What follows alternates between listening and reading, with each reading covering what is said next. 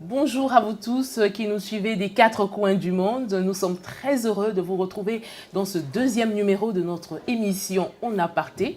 On Aparté, c'est un rendez-vous où d'éminents hommes de Dieu nous ouvrent leur cœur. Et pour ce deuxième numéro, nous sommes honorés de recevoir un homme passionné de Dieu. Il est auteur, compositeur, interprète. Il est dirigeant du Centre de réveil d'évangélisation, de formation et de mission situé à Kinshasa, en République démocratique du Congo.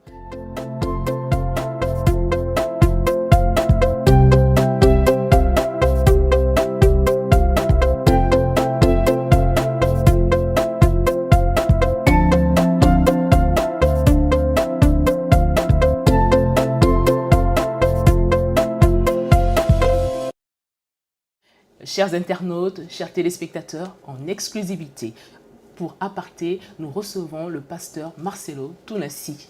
Bonjour pasteur. Bonjour Sarah. Merci infiniment de nous accorder des précieuses minutes de votre temps très chargé. Vraiment merci, c'est un honneur pour nous de vous recevoir. Mais le premier mot qui me vient à l'esprit quand je vous reçois sur ce plateau, c'est « enfin ». Alors, pourquoi maintenant? Les temps de Dieu, je crois les temps de Dieu. Il y a très longtemps, j'ai eu un songe dans lequel j'avais rencontré le pasteur Ivan dans un aéroport. Et puis, quand je vois des telles visions, je sais que ça s'accomplira un jour.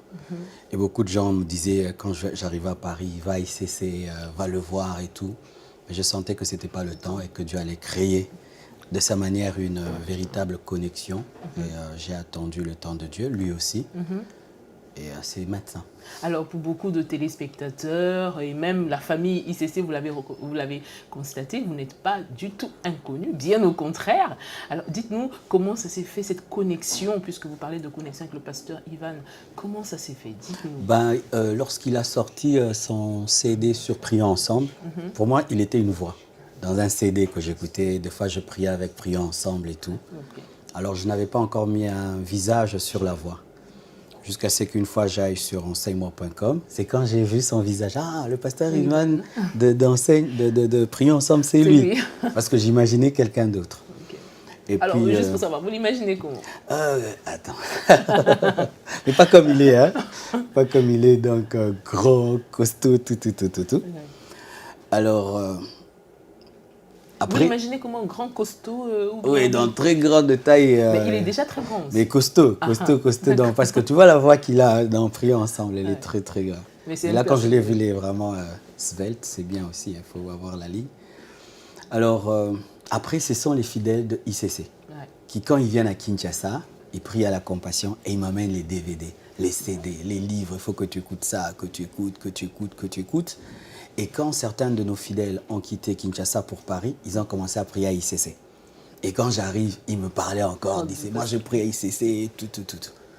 Donc, précisément, j'ai d'abord rencontré le pasteur Yves. J'étais invité dans pasteur une... Yves Castano, qui est le frère. Oui, le frère jumeau du pasteur Ivan. Je suis allé prêcher dans une convention à Brazzaville et il était parmi les orateurs. C'est là que nous avons fait connaissance et c'était comme si on s'était connus il y a longtemps. C'était un bon moment. Ah, vraiment, il était tellement sympathique. Hein. J'ai beaucoup aimé sa sympathie, directe, sincère. Et je suis arrivé il y a, je crois, 2-3 mois. J'ai porté la parole de Dieu à Argenteuil dans une soirée de gloire. Et là, j'avais posté la vidéo sur Internet. Et le pasteur Ivan me dit que sa fille suivait une vidéo d'un prédicateur et il a cru que c'était lui. Et puis il a posé la question, qu'est-ce que tu suis? C'est moi, il dit non, c'est le pasteur Marcelo. Oh, qu'est-ce que tu...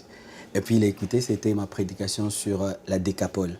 Il a beaucoup aimé l'enseignement et puis il m'a écrit un SMS m'encourageant. Pasteur, je suis heureux, j'ai aimé ta prédication, courage, nous t'encourageons et tout.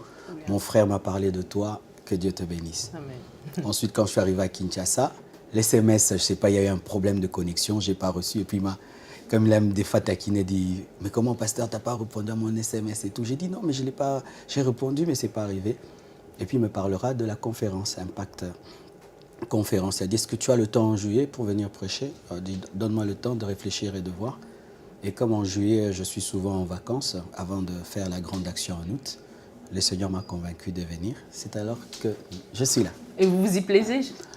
Ben vraiment, Vous êtes à la sincèrement, je me sens chez moi. C'est comme si j'étais à la Compassion.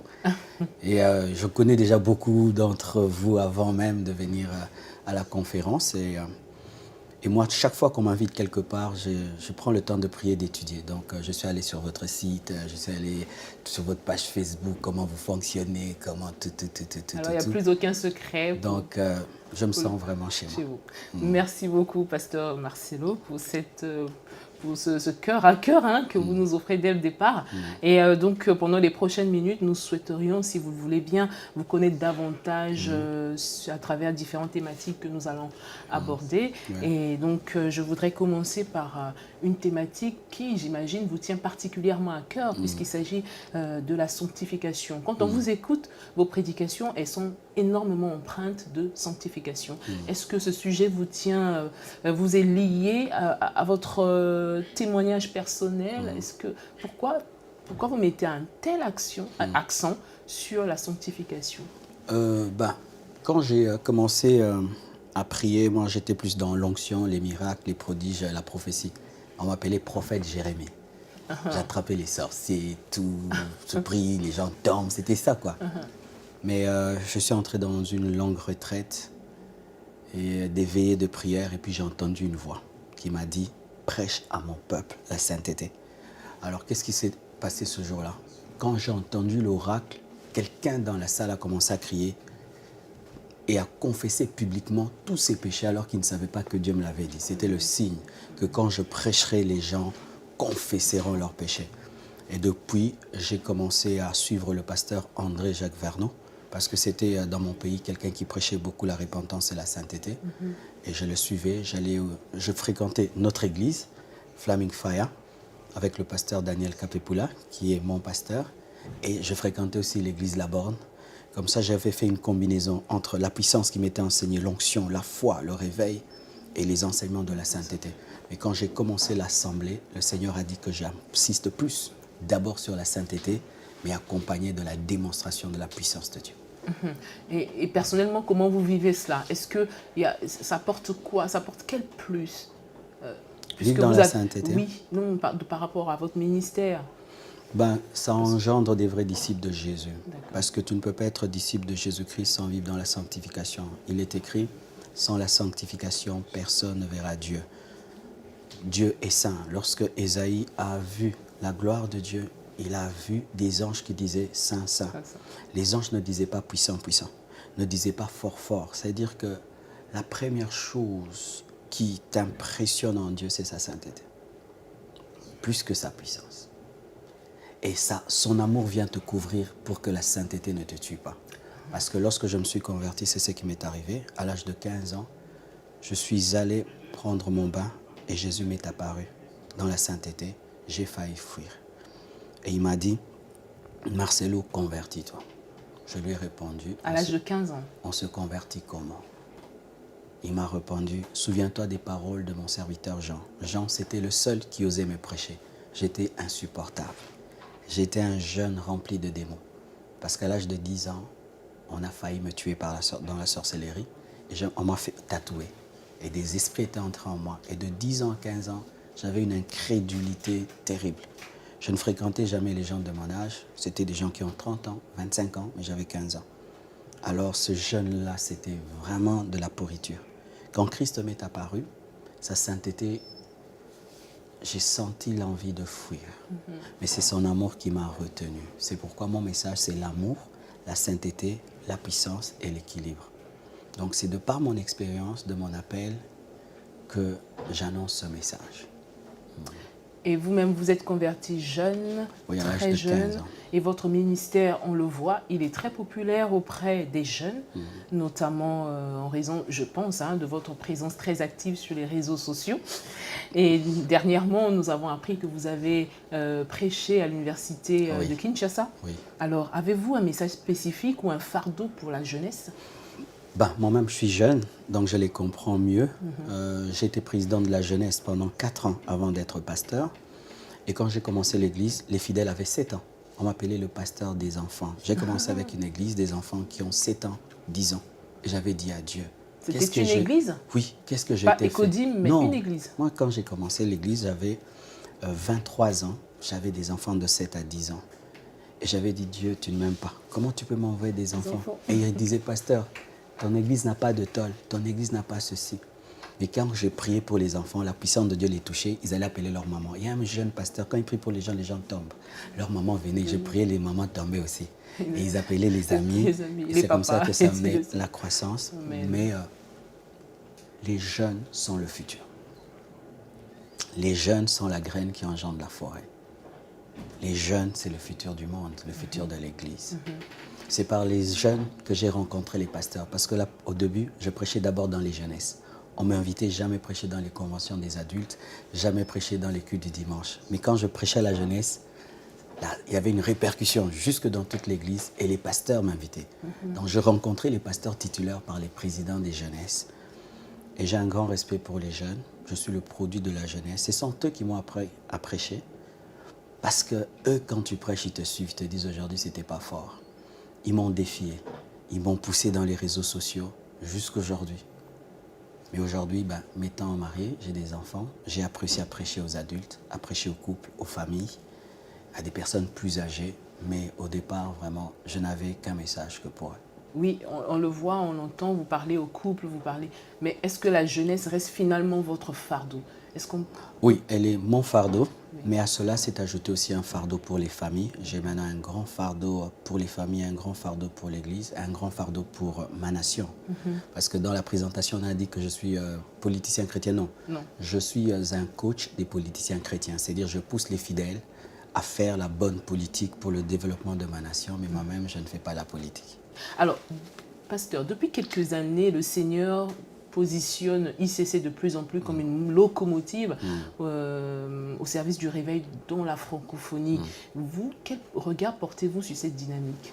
Vous savez, quand vous observez quelque chose de loin, c'est différent de quand vous approchez. Et j'aimerais vraiment reconnaître que vous abattez un travail formidable et sans flatterie. Je crois qu'ICC est un modèle pour la francophonie. Amen. Et que les hommes de Dieu doivent avoir l'humilité de venir apprendre, prendre des choses pour faire. J'aime le caméléon. Lorsqu'il est à côté du vert, il devient vert. Lorsqu'il est à côté du bleu, il devient bleu. Il faut être un caméléon spirituel. C'est-à-dire tu prends les bonnes choses chez les autres. Et moi, depuis que je suis ici, alors je suis en train de prendre. Même là, je suis en train de prendre. Et vous nous en donnez beaucoup aussi. Ah, merci beaucoup. Vraiment, je crois que Dieu va se servir d'ICC pour influencer pas seulement la francophonie, mais aussi le monde anglophone, parce que je crois qu'il est temps aussi aux francophones de donner aux anglophones. Oui, sans complexe ni compétition, je crois qu'il est temps aussi que nous puissions le faire et nous allons le faire. Donc vous sentez réellement ce regain de spiritualité en provenance de Paris. À Paris, c'est la période des vacances, n'est-ce pas? Oui. Et hier, avant-hier, c'était quoi? La Coupe d'Europe. Et c'était la France contre l'Allemagne. Mais c'était plein, 7000 personnes. Vous imaginez en cette période-ci où tout le monde doit aller en vacances. Et en plus, c'est la Coupe d'Europe. Non, mais il y a un puissant réveil. Moi, quand on me dit qu'en Europe, les gens ne prient pas, j'ai dit c'est faux. Il y a un réveil terrible. Et aujourd'hui, dans cette conférence, nous en avons la preuve. Et ce n'est que le début. Vous savez que vous remplirez des stades. Amen. Oui, je vous dis. Oui, vous remplirez les stades. Amen. Alors, puisque là, vous avez dit, il faut prendre la couleur il faut avoir l'humilité d'apprendre pour les hommes de Dieu. Et pour les fidèles, il n'y a pas de problème, nous apprenons tous les jours. Alors, est-ce qu'on peut connaître un peu quel genre de relation vous entretenez avec le pasteur Yvon depuis que vous vous connaissez? Depuis qu'on se connaît, on échange. Oui. Vraiment, chaque fois que je suis avec lui, nous échangeons. Vraiment, nous avons une relation d'échange. À chaque moment, à chaque instant, il me dit non, pasteur, ça, moi aussi je lui dis ça, il me dit ça, nous partageons, nous nous encourageons. Parce que moi je suis fatigué des rivalités dans le corps de Christ. C'est trop bas. Je suis fatigué des compétitions des églises. Dieu n'est pas ICC, Dieu n'est pas compassion. Vous voyez, nous sommes dans des jalousies inutiles. Il est temps de s'unir. Parce que pendant que les pompiers se battent, il y a le feu. Pendant que les médecins passent le temps à se rivaliser, il y a des morts. Arrêtons ça dans le corps du Christ. acceptons la grâce des autres, unissons-nous, travaillons en équipe dans la complémentarité. Depuis que je suis là, c'est vraiment un temps d'échange. Nous nous aiguisons mutuellement à tout instant, même avec Madame Maud. Vraiment, c'est cela. Madame Maud, l'épouse du pasteur Yvan Castano. Oui, Madame Modestine Castano. Oui. Merci beaucoup, pasteur. Alors, vous faites bien de souligner cette complémentarité parce que quand vous êtes l'auteur du livre « Découvre et expérimente sa présence » dans lequel vous évoquez comment il est possible de parvenir à la gloire de Dieu en cultivant sa présence. Quel enseignement souhaiteriez-vous que le peuple retienne de ce que vous avez, du message que vous avez porté? Aujourd'hui, j'ai parlé de l'évangélisation. Parce que lorsque tu accumules la gloire, il faudrait la partager. C'est pourquoi je parlais de quitter pour aller. Et le premier jour, j'ai parlé de la procrastination spirituelle qui consiste toujours à reporter à demain ce qu'on doit faire, même des rendez-vous dans la présence de Dieu. Et j'ai aimé quand vous avez dit ce qu'on doit vivre aujourd'hui. Aujourd'hui. Alors, si je peux, parce que je n'ai pas fini de dire ce que je dois dire, comme j'ai encore une dernière intervention, j'aimerais dire aux gens qu'il ne faut pas rechercher la gloire de Dieu pour soi-même. Il faut la rechercher pour les autres. Et aussi, il faut payer le prix de la gloire de Dieu maintenant. Il faut arrêter de soupirer. Je ferai des retraites, je paierai le prix. Il faudrait payer le prix maintenant. Et il faut arrêter d'être des égoïstes spirituels, remplis d'expériences, remplis des visions et des oracles, vivant des choses dans leur chambre, mais sans jamais rien partager au coin des rues. C'est ce que je veux que les gens retiennent, qu'en sortant de cette convention, qu'ils deviennent des machines d'évangélisation. Des machines d'évangélisation, oui. Et quand vous dites vivre intensément sa vie sur terre pour plaire à Dieu, en quelques mots, c'est ce que vous dites.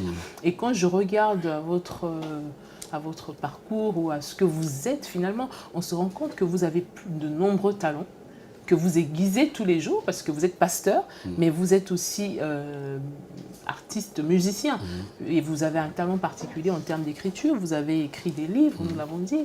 Vous avez récemment, vous avez fait un clip où on vous voit, et puis c'est intitulé « Le monde est drôle », si je ne me trompe, « Le monde est drôle ». Mais parlez-nous de toute cette passion. Comment vous faites tout ça? Parce que c'est sûr que dans le peuple de Dieu, il y en a qui ont des talents, mais quand vous dites qu'ils reportent à demain, comment vous faites pour faire éclore tout ça au même moment? Je me réveille tôt, je dors tard.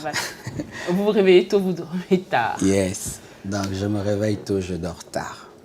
Et après, je prends des vacances avec la famille parce que ça me coûte la famille. C'est une bénédiction d'avoir beaucoup de dons, mais à la fois, c'est une lourde responsabilité. Quand je me donne à enseigner, des fois, le musicien crie en moi. Et quand je me donne à chanter, l'écrivain crie en moi. Là, je suis en train de travailler sur 3 livres qui vont sortir. Comment vaincre l'esprit de divorce, les signes d'une vraie conversion, la procrastination et même sur les principes dans les choix du conjoint. 4 livres qui doivent sortir. Nous finissons l'achat parcelle le 15 août. Nous allons acheter la parcelle de l'église. Il faut construire. Il faut être aussi un bon mari. Je vous dis, il faut se réveiller tôt et dormir tard. Il y a quelque chose que Miles Monroe a dit. Et ça, c'est ce qui m'a poussé à maximiser ce potentiel. Il a dit, il ne faut pas enrichir les tombeaux. Il dit, quand tu vas dans les tombeaux, dans les cimetières, il y a des chansons qui n'ont jamais été chantées, des livres qui n'ont jamais été écrits. Alors là, j'ai dit, moi, je vais vider mon stock. Amen. C'est cela. Amen. Et lui, il est parti vide, comme il est parti vide. Ouais. Mais merci beaucoup, c'était un très beau conseil. C'est sur ce conseil que nous allons plus ou moins clore notre interview, mais pas tout à fait, parce que nous aimerions vous inviter à un petit jeu. Vous avez devant vous 4 cartons numérotés. Il y a là derrière des questions qui vous sont posées. Alors, vous ne savez pas lesquelles, alors vous choisirez et le sort en décidera. Peut-être pas comme pour l'apôtre Matthias, mais le sort en décidera. Oh, wow, j'aime cette question. Ben, lisez-la alors et répondez. Quel est votre jour de la semaine préféré? Moi, j'aime le lundi. Pourquoi lundi? Beaucoup n'aiment pas le lundi. Hein? Parce que c'est mon samedi. D'accord. Nous, les pasteurs, samedi n'est pas samedi. Samedi, nous préparons 3 cultes. Et quand samedi, tu sais que tu vas prêcher 3 cultes le dimanche, tu as le stress. Même si tu prêches 1000 fois, tu as le stress. Est-ce que je serai encore à la hauteur? Qu'est-ce que je vais leur dire? Tu pries toute la journée et le samedi n'est pas un samedi. Mais dimanche, après avoir prêché, tu es KO. Mais lundi, c'est mon samedi. C'est pourquoi j'aime le lundi. Donc, s'il faut rendre visite au pasteur Marcelo, c'est lundi. Non, il ne faut pas venir. C'est le jour où je suis avec Blanche et mes enfants et vraiment quelques amis qui me font rire et qui m'enlèvent le stress. C'est noté, pasteur. Ouais. La deuxième question, celle-là, je le retire. Alors, vous choisissez la une. D'accord. J'aime aussi cette question. La langue pour une prédication presque parfaite, selon vous, ce serait le lingala ou le français? Moi, c'est l'anglais. Oh, pourquoi l'anglais? Pourquoi pas le lingala? C'est une langue qui est plus parlée que le lingala, plus que le français. C'est pourquoi d'ailleurs, ça fait un temps maintenant, mes prédications sont traduites en anglais, parce qu'il y a plus d'anglophones. Jésus-Christ parlait hébreu parce que les gens parlaient hébreu. Mais je parle lingala parce que je suis à Kinshasa, je parle français parce que je suis dans un pays francophone. Mais s'il faudrait que je choisisse, j'aimerais prêcher en anglais et interpréter dans les autres langues parce que c'est la langue la plus écoutée dans le monde. Même en France. Mais moi, j'étais convaincue que vous diriez lingala. Vous savez, hier, quand vous prêchez, à un moment, vous avez dit « ça, j'ai envie de le dire en lingala ». Oui, mais j'ai envie de le dire en lingala parce qu'il y a certaines blagues qui ne passent qu'en lingala. Mais étant un homme de Dieu qui veut l'impact, j'aimerais être suivi par le maximum d'hommes et c'est l'anglais. Merci beaucoup, tout à fait juste. Merci. Bon, ça c'est une question qui vient de moi, elle n'est pas ludique, mais le choix des numéros 3 et 1. Pourquoi 3? J'ai choisi 3 parce qu'il y a le Père, le Fils et le Saint-Esprit et 1 parce qu'il y a un seul Dieu. 3 parce que c'est le Père, le Fils, la Sainte Trinité. Et 1 parce qu'il y a un seul Dieu. Merci beaucoup, pasteur. Merci beaucoup, Sarah. Pour ce ton merveilleux que nous venons de passer dans sa présence. Et c'est vrai qu'on n'a pas parlé directement de la personne du Saint-Esprit, mais je comprends que tout ce que vous faites, cette voix que vous entendez, c'est la personne du Saint-Esprit qui vous parle. Mais peut-être qu'avant de finir, vous pourrez nous en dire un peu plus sur votre relation avec la personne du Saint-Esprit. Vraiment, il y a quelque chose qui m'arrive ces derniers temps. Ça, vraiment, c'est personnel, mais je peux le dire. Je vis tellement des bonnes choses venant de Dieu. Je vis un rêve, hein?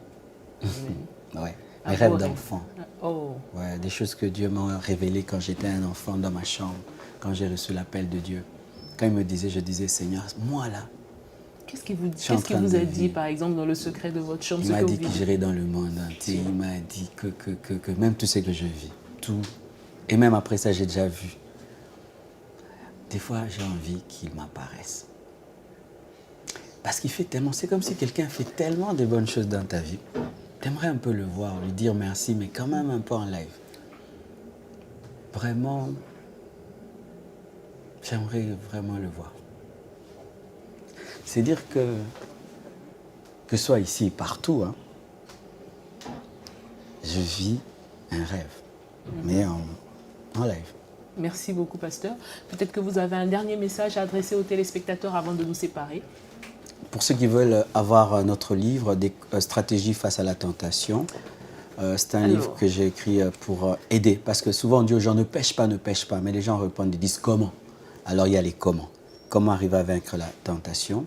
Vous pouvez vous le procurer dans le stand ICC, déjà ici, ou sur le net, sur www.amazon.com, en tapant stratégie face à la tentation, pasteur Marcelo Tounassi. Et il y a mon premier ouvrage, découvre, expérimente sa présence. Le stock vraiment est épuisé, mais vous pouvez aussi l'avoir sur Amazon. Et d'ici là, vous aurez les autres livres. Que Dieu vous bénisse abondamment et merci vraiment de nous avoir reçus. Merci, c'est nous qui sommes privilégiés, pasteur. Merci beaucoup pour ce temps. Chers téléspectateurs, le message est passé. Procurez-vous ce livre sur Amazon, en ligne, et ici sur le stand de la librairie Métanoïa Vie de Impact Conférence 2016. On vous donne un rendez-vous très bientôt pour un nouveau numéro avec un autre homme de Dieu, un passionné de Dieu, qui certainement va nous édifier comme l'a fait le pasteur Marcelo Tonassi. D'ici là, portez-vous bien, soyez bénis et surtout soyez remplis du Saint-Esprit et que la gloire de Dieu resplendisse sur vos vies. À très bientôt.